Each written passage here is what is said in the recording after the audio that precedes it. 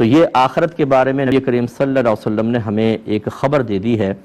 کہ دنیا کے اندر ہم بعض اوقات بے پرواہی سے سارے کام کر رہے ہوتے ہیں اور یہ سمجھ رہے ہوتے ہیں کہ جیسے ابھی ہم نہیں پکڑے جا رہے، شاید فیوچر میں بھی ہم سے کوئی باز پرس نہیں ہوگی، احتساب نہیں ہوگا۔ حالانکہ آپ کے نبی کریم صلی اللہ علیہ وسلم نے غیبی خبر دیتے ہوئے ارشاد فرمایا کہ بروز قیامت احتساب کے لیے انسان تیار رہے۔ سب سے پہلے حکمران طبقے کی باری آئے گی، اسی لیے خلفائے راشدین حاکم بننے کے بعد انتہائی پریشانی کا شکار رہے، ڈپریشن کے شکار رہے، اس لیے نہیں کہ وہ حکومت نہیں چلا سکتے تھے۔ تقریباً 2.25 2.5 سال حضرت ابوبکر صدیق رضی اللہ تعالیٰ عنہ کی بہترین حکومت، پھر 10 سال حضرت عمر فاروق رضی اللہ تعالیٰ عنہ نے پوری دنیا میں نظام عدل قائم کر دیا، اور آج برطانیہ کے قانون کو عمر لا کہا جاتا ہے کیونکہ انہوں نے اسٹڈی کی ہے خاص طور پر 10 سالہ دور حکومت کی جو حضرت عمر فاروق رضی اللہ تعالیٰ عنہ نے جس انداز سے کیا، اور انہوں نے اکثر چیزیں ان کو اپنائیں اور ان کو برکات حاصل ہوئیں۔ لیکن وہ کیوں ڈپریشن کا شکار تھے کہ ہم سے آخرت میں کوسچن ہوگا۔ حضرت عمر فاروق رضی اللہ تعالیٰ عنہ فرمایا کرتے تھے کہ نہر فرات کے کنارے کتا بھی پیاسا یہ بھوکا سو گیا تو عمر سے بروز قیامت اس کے بارے میں سوال کیا جائے گا۔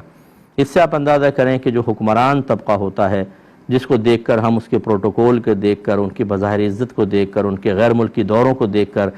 رشک میں مبتلا ہوتے ہیں، تو یہ ظاہری طور پہ تو رشک ہے، لیکن حقیقتاً ایک سمجھدار آدمی جو ہے وہ تو اللہ تعالیٰ کا شکر ادا کرے گا کہ میں حکمرانی میں نہیں ہوں۔ آج کل کے دور کے جو معاملات ہیں کہ اس میں انسان چاہتے نہ چاہتے بہت سارے غیر قانونی اور بہت سارے ایسے معاملات میں مبتلا ہو جاتا ہے کہ جس کے اثرات جتنے اس کے ماتحت ہیں ان سب کو برداشت کرنے پڑتے ہیں،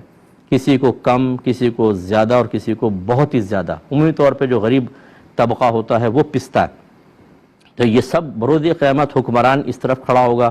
اور اس کی رعایا کو سامنے کھڑا کیا جائے گا۔ یہاں پہ دور حکومت ہمارے جو آج کل کے قانون کے اعتبار سے 5 سال،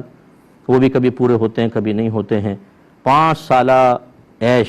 اور اس کے بعد پھر یہ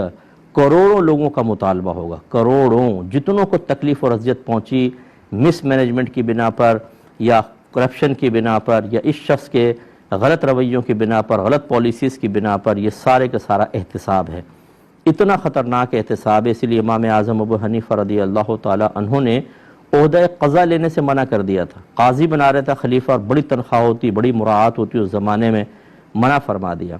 یہ اگرچہ حکمرانی نہیں تھی، لیکن بہرحال آپ کو ایک منصب ملنا تھا اور آپ کو لوگوں کے درمیان فیصلہ کرنا تھا، اور یہ ہو سکتا تھا کہ جب آدمی کوئی خلیفہ اگر ٹھیک نہ ہو وہ قاضی بناتا تھا تو اپنے فیصلے مسلط کرتا تھا، یعنی اس قاضی سمجھ لیں جج اس زمانے کا، کہ اس کے حق میں فیصلہ کر دو، اس کو پھنسا دو، اس کو یہ کر دو، وہ کر دو۔ امام اعظم نے اسی لیے منع کیا اور آپ کو اس کے بدلے میں جیل میں ڈالا گیا اور آپ کو کوڑے تک مارے گئے۔ وقت کا اتنا بڑا امام اور ان کے سوانح حیات میں موجود ہے، لیکن آپ نے قبول نہیں کیا۔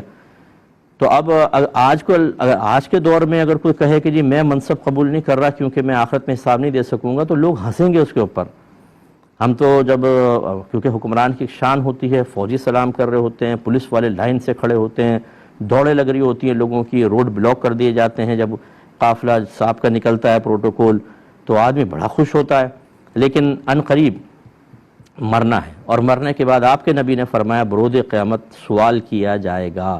ایک ایک آدمی آگے آئے گا اور سوال بہت، اللہ تعالیٰ بس کسی پر رحم فرمائے تو کوئی بچ سکے، ورنہ بظاہر بچنے کے امکانات غیر عادل شخص کے اور خراب حکومت کرنے والے کے نظر نہیں آتے ہیں۔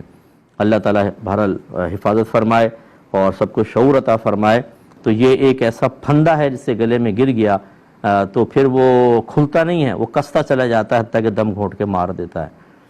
اللہ تعالیٰ ہمیں بس اس حساب و کتاب سے سرخرو فرمائے۔ پھر سرکار نے تفصیل بیان فرمائی کہ حاکم اپنی رعایا پر نگہبان ہے، اس سے اس کے رعایا کے بارے میں کویسچن ہوگا۔ اس پر ہم نے کلام کر چکے ہیں کہ حکماء جتنے بھی ہوتے ہیں، جتنے لیڈرز ہوتے ہیں، جن کو حکومت ملتی ہے، ان سے رعایا کے بارے میں کویسچن ہوگا۔ اگر ان کی مس مینجمنٹ کی وجہ سے، غلط پالیسیز کی بنا پر یا خیانتوں کی بنا پر عوام دکھ میں مبتلا ہوئی، پریشانیوں میں مبتلا ہوئی، یا گناہ عام ہوتے چلے گئے، اگر عزت والوں کو، دینداروں کو ذلیل کیا جاتا رہا، یہ سب کا حساب و کتاب وہ حکمران دے گا، اور جو بھی ہوں گے حکومت کے اندر وہ سب کے سب کھڑے ہوں گے پوری عوام سامنے، آپ اندازہ کریں، مجھے تو نہیں لگتا کہ جو قوم اتنے تکلیفیں برداشت کرتی رہی ہو وہ کسی کو چھوڑے گی۔ وہ کم از کم اس کی نیکیاں لیں گے، اور ایک حاکم کے لیے اپنی پوری رعایا کو نیکیاں اتنی تو اس نے نہیں کی ہوں گی کہ وہ سب کو دے دے، پھر ان کی برائیاں اس کے نام اعمال میں ڈالی جائیں گی، اور جس کی برائی نکل گئی وہ بری ذمہ ہو جائے گا، یہ پھنسا رہے گا، ایک برائی، دو برائی، 50 برائیاں، 100 برائیاں، 1000 برائیاں۔ آپ اندازہ کریں کہ جتنی برائی پھر زیادہ ہوں گی اتنا ہی طویل عرصے جہنم میں رہنے کے امکانات بڑھیں گے۔ لیکن یہ خدا نخواستہ ہم فیصلہ نہیں کر سکتے کہ ہر حاکم ضرور جہنم میں جائے گا۔ اللہ تبارک و تعالیٰ چاہے تو مظلوم کو ظالم سے راضی کر دے،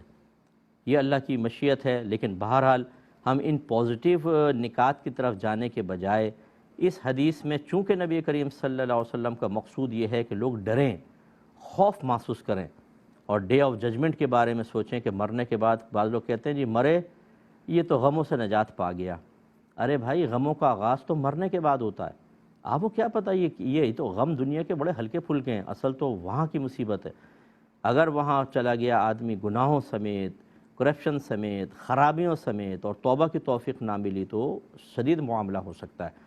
لہذا حکماء جو ہیں، حاکم جو ہیں، ان سے اس کے بارے میں کویسچن ہوگا۔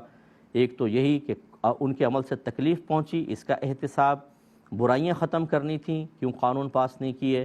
اچھائیاں عام کرنی تھیں، کیوں نہیں کیں، ان کا احتساب ہے۔